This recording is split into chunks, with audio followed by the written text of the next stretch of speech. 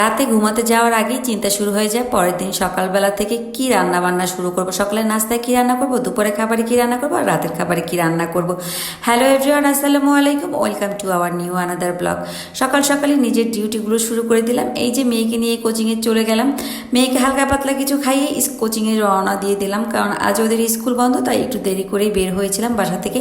ওকে কোচিংয়ে দিয়ে এসে তারপরে গেলাম ছাদে গাছগুলোতে পানি দিতে। আজ প্রচণ্ড রোদ উঠেছে, আর যদি গাছে পানি না দেওয়া হয় তাহলে গাছগুলো একদম শুকিয়ে যাবে। আর আমি এই কাজটা সবসময় করে থাকি, যখন প্রচণ্ড রোদ ওঠে গাছে গিয়ে পানি দেখা যায় গাছগুলো পর্যাপ্ত আলো পায় এবং বৃষ্টি হলে পানিতে অনেকটা সতেজ হয়ে ওঠে গাছগুলো। তো গাছগুলোতে পানি দিয়ে তারপরে চলে আসলাম। এসে কোনো রকম ড্রেসটা চেঞ্জ করে রান্নাঘরে চলে গেলাম, কারণ আজ চিন্তা করেছি না একটা ভিন্নধর্মী নাস্তা তৈরি করব।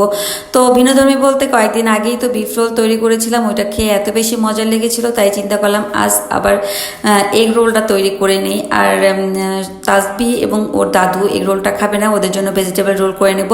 তো মাঝে মধ্যে স্বাদ চেঞ্জ করার জন্য এরকম ভিন্নধর্মী কিছু নাস্তা তৈরি করে নিলে খেতে কিন্তু মন্দ হয় না, তাই না বলুন? আমার তো খুবই ভালো লাগে মাঝে মধ্যে চেঞ্জ করে করে এইভাবে নাস্তা তৈরি করে খেয়ে নিতে।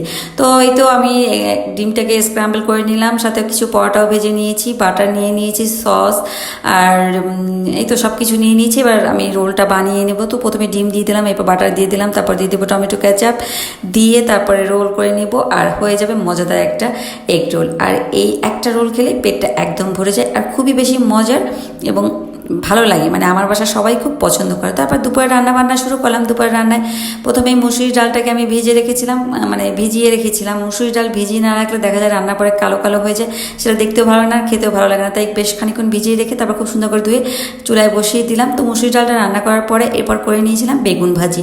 বেগুন ভাজিটাকে প্রথমে মনে করেছিলাম মানে দোভাজি করব, তো পরে আবার চিন্তা করলাম না থাক, একবারে একদম মানে ফ্রাইটা করে নেই, বেগুন ফ্রাইটা, ওইটা খেতেও ভালো লাগে, ভাতের সাথেও ভালো লাগে, পোলাওয়ের সাথেও ভালো লাগে। তো এই তো বললাম না যে সকাল মানে রাতে ঘুমানোর আগেই দেখা যায় যে শুরু হয়ে যায় চিন্তা যে পরের দিন কি করব, কোনটা রান্না করব, কোন বেলার জন্য কোনটা তৈরি করব, কোনটা খেলে সবার ভালো লাগবে, এই চিন্তা করতে করতেই দিন পার করে দিতে হয় আমাদের সব নারীদেরই। তো কথা বলতে বলতে বেগুনটাকে আমি খুব সুন্দর করে ভেজে নিচ্ছিলাম। তারপরে এই তো মানে ফ্রাই প্যানের তেল গরম হয়ে যাওয়ার পরে বেগুনগুলো আস্তে আস্তে দিয়ে দিলাম। এরপর এপিট ওপিট করে খুব সুন্দর করে ভেজে নিয়েছিলাম, একটা ঢাকনা দিয়ে দিলাম যাতে করে খুব তাড়াতাড়ি বেগুনটা সিদ্ধ হয়ে যায়। আর এই তো বেগুন ভাজিটা হয়ে গিয়েছে, আর এদিকে আমি চুলাটা বারবার মুছে নিচ্ছিলাম। রান্না করতে গেলে এই কাজটা আমার সব সময় করতে হয়, আমি জানি আমার মতো সব আপুরাই খুব এই কাজটা করতে পছন্দ করেন, কারণ এটা আমাদের অভ্যাস। তো বেগুন ভাজিটা হয়ে গিয়েছে, এরপরে এখানে মাছ রান্না করে নেব। বেগুন ভাজার সময় আমি মাছের মশলাটা কষিয়ে নিয়েছিলাম, এবার মশলাটা খুব সুন্দর করে কষিয়ে নেওয়া হয়েছে, মাছগুলো দিয়ে দিলাম। এখানে বাছা মাছ আর আই মাছ ছিল, নদীর মাছ, তাই চিন্তা করলাম কষিয়ে রান্না করি। আর ইদানিং আমি এভাবেই রান্না করি, কারণ আপনাদের ভাইয়া এভাবে রান্না করলে খেতে খুব পছন্দ করে। তো মাছটাকে বেশ খানিক্ষণ আমি মশলার সাথে কষিয়ে নিয়েছি, এবার পর্যাপ্ত পরিমাণ ঝোল দিয়ে দেবো।